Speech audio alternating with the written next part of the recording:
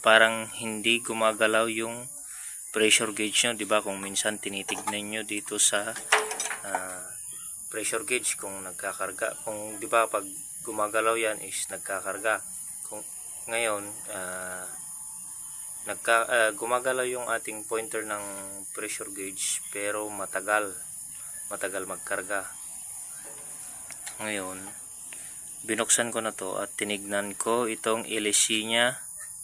Tingnan nyo, parang walang problema, pero dito sa loob makikita mo yung mga bato-bato.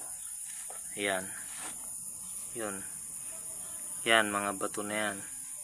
Yan yung dahilan kung bakit nahihirapan magtaas ng tubig papunta sa ating pressure tank.